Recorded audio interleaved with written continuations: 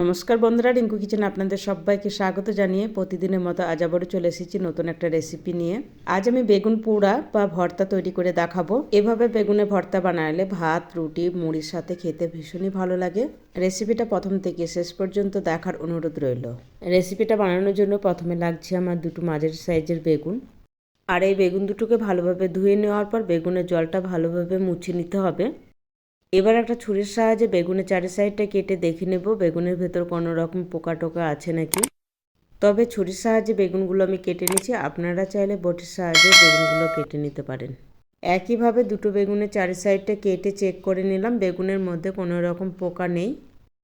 আর নিয়ে নিয়েছি 10-12টা মতো রসুনের কোয়া। বেগুনের গায়ে যে কাট করে রেখেছিলাম তার মধ্যে একটা দুটো করে রসুনের কোয়া ভরে দিচ্ছি। আপনারা যদি রসুন পছন্দ না করেন তাহলে রসুনটা বাদ দিয়ে বেগুনের ভর্তাটা বানিয়ে নেবেন। তবে রসুন দিলে বেগুনের ভর্তার স্বাদ দ্বিগুণ বেড়ে যায়। বেগুনের প্রত্যেকটা কাটের মধ্যে একটা দুটো করে রসুনের কোয়া ভরে দিলাম। এবারে এই বেগুনের উপর দিয়ে দিচ্ছি অল্প অল্প পরিমাণে সরষের তেল। এবার হাতের সাহায্যে সরষের তেলটা বেগুনের গায়ে ভালোভাবে লাগিয়ে দিব।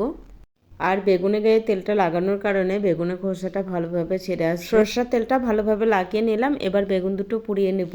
এবার গ্যাসটা জ্বালিয়ে গ্যাসের উপর একটা নেট বসিয়ে ওর উপরে বেগুন দুটো রেখে দিলাম। এবার একটু সময় নিয়ে বেগুন দুটো পুড়িয়ে নিতে হবে।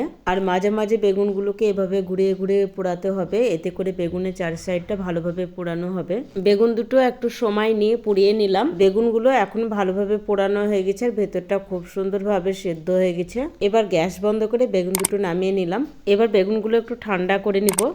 এখন বেগুনটা ভালোভাবে ঠান্ডা হয়ে গেছে। এবার বেগুনের উপরের যে খোসাটা থাকে সেটা ভালোভাবে ছাড়িয়ে নিব।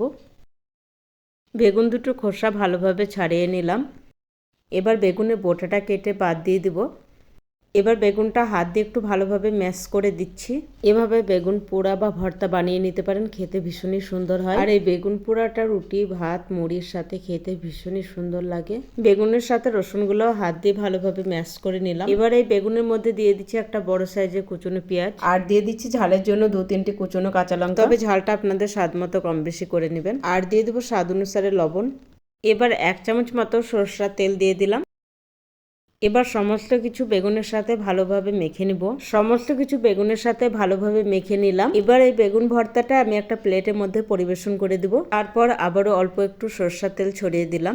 এইভাবে বেগুন পোড়া বা ভর্তা বানালে খেতে ভীষণই সুন্দর হয়। আজকের রেসিপিটা আপনাদের কেমন লেগেছে অবশ্যই কমেন্ট করে জানাবেন। রেসিপিটা ভালো লাগলে লাইক, শেয়ার, সাবস্ক্রাইব করে আমার পাশে থাকার অনুরোধ রইল। আজ এখানেই শেষ করছি। দেখা হবে আবার নতুন কোনো রেসিপির সাথে। ততক্ষণ ভালো থাকবেন, সুস্থ থাকবেন।